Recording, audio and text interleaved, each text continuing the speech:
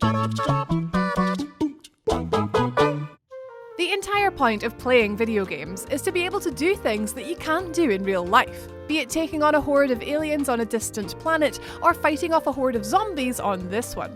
A common thread throughout games like these is to make the player feel like an unrealistically massive badass. Some games go totally the opposite way and present enemy characters who are ridiculously overpowered. Or in the case of multiplayer games, characters that your friends just won't stop picking purely for the simple fact that they are guaranteed to beat you with them. Be they ludicrously strong player characters or controller-smashingly difficult enemies, my name is Rach and these are the 10 most ridiculously overpowered video game characters. Number 10. Max Payne. Max Payne is the ever-depressed, gun-toting cop protagonist of the video game series of the same name. A wiry man with a constantly constipated look on his face, but don't let that fool you. The bullet time gimmick introduced in the first Max Payne was a revolutionary way to empower players. Though the flip side of this is that it made all the enemies so ridiculously easy to blast through, even on the higher difficulty settings. Throw in the fact that Max can carry a hilariously unrealistic number of weapons, and you'll have a game that, while claiming to be gritty and down to earth on the surface, is really closer to a superhero comic book. Number 9. EDDY GORDO. Tekken. Anyone who's played Tekken with a buddy will know the feeling of barely suppressed rage if their pal ends up picking EDDY GORDO as their fighter of choice. Widely regarded as the series' cheap choice, he's a wildly overpowered character great for newbie players to score a few easy victories. Because his frantic breakdancing style of combat, known as capoeira, is just such a pain to both defend and attack against. Because Eddie can destroy opponents through sheer button bashing, he proves to be a challenging fighter to even the most skilled Tekken players. Blocking is the key to taking him down, but even then, it's not exactly a walk in the park. On the other hand, if you're playing as Eddie, it's hilarious watching your friends get bent out of shape as you spam random buttons on the controller and win without even looking at the screen. Number 8. DANTE, DMC. In fairness, Dante is the son of a demon, so it's none too surprising that he's shown to be an absolute beast throughout his tenure in the Devil May Cry games. That said, the original franchise did occasionally show him getting into a spot of bother, something which was completely thrown out the window in the decidedly more casual-friendly 2013 reboot, DMC. Compared to the insane difficulty of, say, Devil May Cry 3, DMC was a decidedly more streamlined game, allowing Dante to make short work of pretty much any enemy on the normal Devil Hunter mode, while even the more challenging Dante Must Die mode feels significantly nerfed compared to previous games. Though playing as Dante is still fun to a point, when a game is just too easy, it just kills the thrill.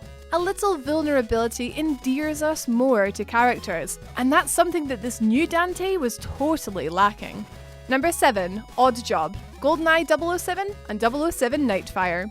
Despite the N64's Goldeneye 007 being one of the greatest multiplayer FPS games ever made, it in fairness hasn't aged well at all. The fact made no clearer than the inclusion of the ridiculously unbalanced character, Oddjob.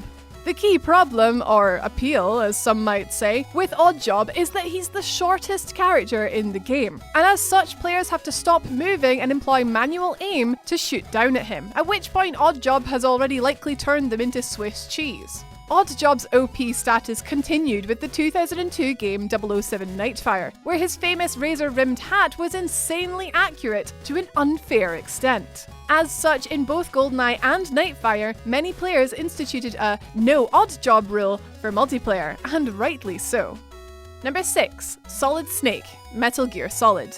Solid Snake is without question one of the most badass characters in video game history, but to the same token, he's also one of the most ludicrously overpowered. The original Metal Gear Solid's game torture sequence is crucial because if the player is able to endure the torture, they will earn a bandana for their second playthrough, which grants them infinite ammo. But if they succumb to it, they will earn the stealth camouflage, which renders them invisible to every enemy who isn't a boss or part of a set piece. Still, earning the ability to completely steamroll any subsequent playthrough at least requires players to get through the game once, right? Not a problem, just keep your rations equipped during any battle and, unless you're totally useless, you'll be pretty much unable to die. This is especially the case in the fourth main game, Guns of the Patriots, where even the toughest bosses aren't particularly stressful to contend with. Given that this game revolves around an older, weaker Snake, this seems like something of a contradiction, does it not? Number 5. Mike Tyson, Punch-Out!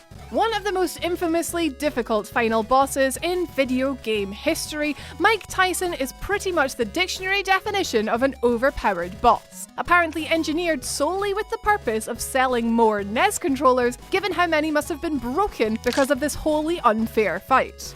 It isn't just the power of Tyson's punches that makes him ludicrously overpowered, but the speed with which he delivers them, almost completely untelegraphed in most cases. As such, a combination of reflexes and memorizing Tyson's attack patterns are key. Not that these patterns are ever exactly the same. Even getting to the fight itself isn't easy, unless you, of course, use a password, so once you're actually there, having to face off against such an unbridled beast is an incredibly tense, adrenaline-fueled scenario. Though Tyson's in-game ferocity reflects his real-life dominance of the boxing ring at the time, he's still overpowered to near superhuman levels with his insane strength and speed. Number 4. Lu Bu, Dynasty Warriors. Lu Bu is the video game equivalent of a flippin' wasp. The notoriously overpowered baddie appears in pretty much every Dynasty Warriors game, and as soon as he catches sight of you, will dive bomb you and start buzzing around your ears. You know what they say, do not pursue Lu Bu, though in many of the games, players do not actually need to confront him in order to proceed. Most often, you will need to kill another general and simply avoid Lu Bu's wrath long enough to do so. If you do have to fight him, one common strategy is simply to run away from him for long enough that you can funnel him through other soldiers, more capable of inflicting damage upon him. Even so, he's able to cut through most of your men with the utmost ease, though it is hilarious watching everyone around you collectively poop themselves once he shows up. Only the hardiest players should even consider confronting Lu Bu one-on-one, and given his real-life reputation as the toughest soldier in Chinese history, his absurdly overpowered status at least makes sense. Number 3. Tommy, Prey.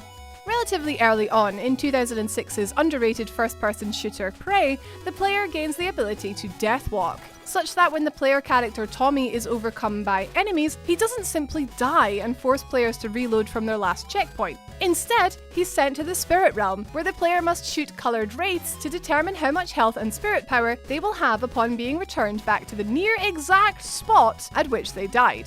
It's an interesting gimmick that means the game never gets too frustrating. But to the same token, it also means that the game is never really a fair fight. And there's absolutely no tension or fear of death because the game is just so ridiculously forgiving. It's actually pretty unfair on the bad guys, really. Number 2. Monkey, TIMESPLITTERS. In this day and age, these sorts of cheaply overpowered characters are pretty unacceptable. After making their first appearance in TIMESPLITTERS 2, the monkeys had been a source of tremendous anguish for anyone not playing as one. Whether you're taking them on as CPU opponents or as controlled by a buddy in multiplayer, the monkeys have the irritating combination of being short and extremely fast, making them a pain to hit, and in some cases, difficult to even notice amid the frantic environment. That cheeky little circular face only makes their deviousness all the more irritating as they dodge your bullets and put you down with ease, such that the monkey often has to be banned for player use during split-screen play. Hopefully, if a new TIMESPLITTERS ever actually does happen, these pesky monkeys will be nerfed just a wee bit. Number 1. The Blue Shell, Mario Kart. Anyone who has ever played Mario Kart will know the pain of calmly sliding into first place in the final lap of a race, only for another player to huddle a blue shell their way. A blue shell attaches itself to whoever is in the lead, and, upon detonating in their face, will typically send them back to 3rd or 4th place by the time they've recovered, which is all the more infuriating if it comes moments ahead of the finish line.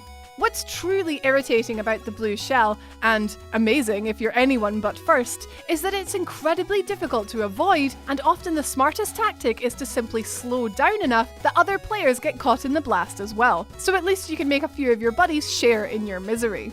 Still, it's one of the most widely criticised and controversial aspects of the Mario Kart series, perceived to be punishing skilled players while rewarding the less skilled, and even allowing them a fluke victory as a result. In terms of shifting the balance of a game, few characters are as ludicrously overpowered as the blue shell. And that's our list. Thank you so much for watching, guys. If you have any others to contribute, please do add them in the comments below. Once again, my name has been Rach. You've been watching WhatCulture Gaming. We will see you tomorrow, guys. Have an awesome day.